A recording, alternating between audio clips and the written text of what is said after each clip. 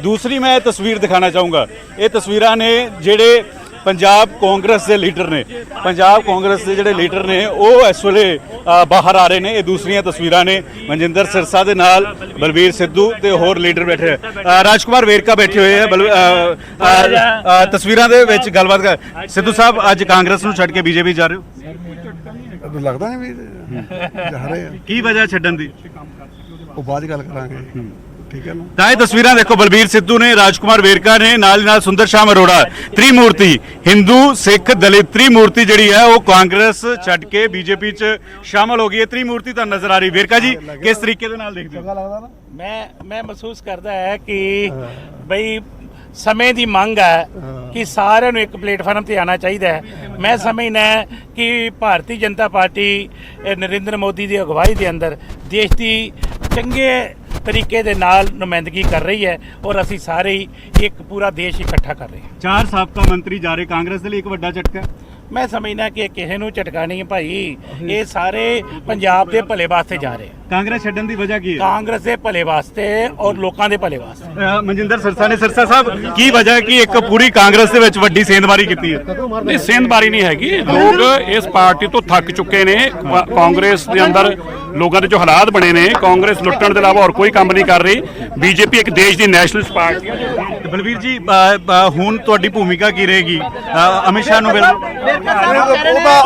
जो हुक्म होएगा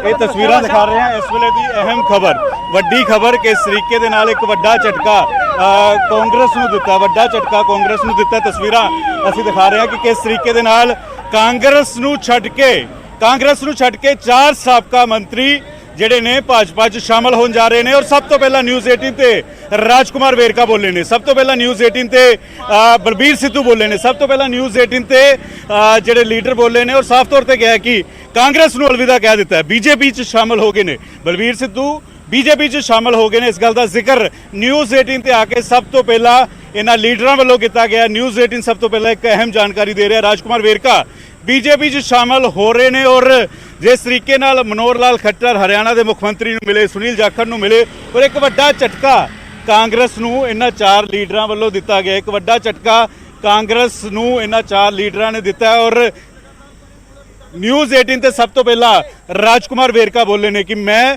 ਪ੍ਰਧਾਨ ਮੰਤਰੀ ਦੀ ਜਿਹੜੀ ਦੇਸ਼ ਦੀ ਅਗਵਾਈ ਹੈ ਉਹਨਾਂ ਦੇ ਪ੍ਰਭਾਵ ਹੇਠ ਜਿਹੜੀ ਬੀਜੇਪੀ ਸ਼ਾਮਲ ਹੋ ਰਿਹਾ। ਬਲਬੀਰ ਸਿੱਧੂ ਸਭ ਤੋਂ ਪਹਿਲਾਂ ਨਿਊਜ਼ 18 ਦੇ ਨਾਲ ਬੋਲੇ ਨੇ ਤੇ ਇੱਕ ਅਹਿਮ ਜਾਣਕਾਰੀ, ਅਹਿਮ ਤਸਵੀਰਾਂ ਸਭ ਤੋਂ ਪਹਿਲਾਂ ਦਰਸ਼ਕਾਂ ਤੱਕ ਪਹੁੰਚਾ ਰਹੇ ਆ। ਪਰਮਿੰਦਰ पंकज जिवें वड्डी खबर दस रहे थे, 3 आगुआं ने खुद राजकुमार वेरका ने इस गल की पुष्टि की है। 3 आगू गल की है, बलबीर सिद्धू, राजकुमार वेरका, सुंदर श्याम अरोड़ा। तीजा आगू भी एक बार साफ कर दो क्योंकि इस सीट ते जेडे सिर्फ 3 आगू ही नजर आ रहे हैं। देखो होर भी कारां सी, गुरप्रीत कांगड़ सुनील जाखड़ दे नाल बैठे हुए सी, अमरीक ढिल्लों दा परिवार जिहड़ा वो सुनील जाखड़ दे नाल बैठा हुआ सी। अकाली दल दे सीनियर लीडर ने, एक महिला लीडर ने जोश, वो सुनील जाखड़ होरां दे नाल बैठे हुए सी।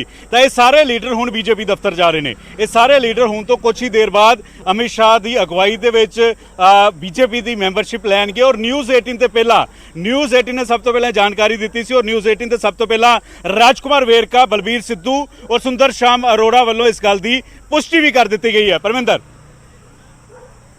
सो वड्डी खबर दस रहे न्यूज़ 18 की खबर से एक बार फिर मोर लग गया। न्यूज़ 18 से पहले ही यह खबर अपने दर्शकों तक पहुंचा दी गई थी। राजकुमार वेरका ने खुद न्यूज़ 18 ते इस गल की पुष्टि की है। कांग्रेस पार्टी के लिए वड्डा झटका, राजकुमार वेरका, बलबीर सिद्धू, सुंदर श्याम अरोड़ा, गुरप्रीत कांगड़, इस तो इलावा केवल ढिल्लों एक वड्डा झटका कांग्रेस पार्टी वास्ते। पिछले दिन भी वड्डा झटका लग्या जदों सुनील जाखड़ जिहड़े कि पंजाब कांग्रेस के साबका प्रधान वो कांग्रेस नूं अलविदा कहंदे हुए बीजेपी च चले गए।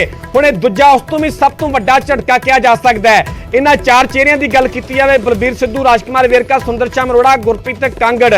हालांकि राजकुमार वेरका जो चरणजीत चन्नी सिंह बनते हैं उन्होंने जरूर कैबिनेट की जगह मिलती है, पर बलबीर सिद्धू, सुंदर श्याम अरोड़ा ते गुरप्रीत कांगड़ वो 3 चेहरे ने, वो 3 आगू ने। जो कैप्टन अमरिंदर नूं सीएम की कुर्सी तो हटाया जाता है, जिहड़े कि कैप्टन की कैबिनेट का हिस्सा सन, पर जो चरणजीत चन्नी सिंह बनते हैं कैबिनेट रीशफल होंदी है तो उस तो बाद इन्हों कैबिनेट चों आउट किया जाता है। पर एक गल तो इन्हां 4 आगुआं की साफ है कि कैप्टन अमरिंदर के नज़दीकी, कैप्टन अमरिंदर के एक करीबी मने जाते हैं। यह भी एक वड्डी वजह है ਕਿ ਕਿਤੇ ਨਾ ਕਿਤੇ ਕੈਪਟਨ ਅਮਰਿੰਦਰ ਦੀ ਵੀ ਇਸ ਦੇ ਵਿੱਚ ਭੂਮਿਕਾ ਹੋ ਸਕਦੀ ਹੈ, ਸੁਨੀਲ ਜਾਖੜ ਦੀ ਵੀ ਭੂਮਿਕਾ ਰਹੀ, ਮਨਜਿੰਦਰ ਸਿੰਘ ਸਿਰਸਾ ਦੀ ਵੀ ਭੂਮਿਕਾ ਰਹੀ ਤੇ ਅੱਜ ਅਮਿਤ ਸ਼ਾਹ ਦੀ ਮੌਜੂਦਗੀ ਦੇ ਵਿੱਚ ਹੁਣ ਬੀਜੇਪੀ ਦੇ ਆਗੂ ਹੋਣ ਜਾ ਰਹੇ ਨੇ। ਸਾਬਕਾ ਹੁਣ ਕਾਂਗਰਸੀ ਹੋ ਜਾਣਗੇ। ਕੁਝ ਹੀ ਮਿੰਟਾਂ ਦੇ ਵਿੱਚ ਤੁਹਾਨੂੰ ਤਸਵੀਰਾਂ ਵੀ ਵਿਖਾ ਰਹੇ ਹਾਂ। ਇਸ ਤੋਂ ਪਹਿਲਾਂ ਦੀ ਇੱਕ ਮੀਟਿੰਗ ਹੋਈ, ਮੁਲਾਕਾਤ ਹੋਈ, ਉਸ ਦੇ ਵਿੱਚ ਗੁਰਪ੍ਰੀਤ ਕਾਂਗੜ ਵੀ ਨਜ਼ਰ ਆ ਰਹੇ ਨੇ, ਉਸ ਦੇ ਵਿੱਚ ਬਲਬੀਰ ਸਿੱਧੂ ਵੀ ਨਜ਼ਰ ਆ ਰਹੇ ਨੇ, ਉਸ ਦੇ ਵਿੱਚ ਮਨਜਿੰਦਰ ਸਿਰਸਾ, ਸੁਨੀਲ ਜਾਖੜ ਵੀ ਬੈਠੇ ਹੋਏ ਨਜ਼ਰ ਆ ਰਹੇ ਨੇ। ਕੁਝ ਹੀ ਦਿਨ ਪਹਿਲਾਂ ਸੁਨੀਲ ਜਾਖੜ ਕਾਂਗਰਸ ਪਾਰਟੀ ਦੇ ਵਿੱਚ ਜਾਂਦੇ ਨੇ, ਵੱਡਾ ਝਟਕਾ ਕਾਂਗਰਸ ਨੂੰ ਦਿੰਦੇ ਨੇ ਤੇ ਹੁਣ ਇੱਕ ਇੱਕ ਕਰਕੇ ਸਿੱਧੇ 4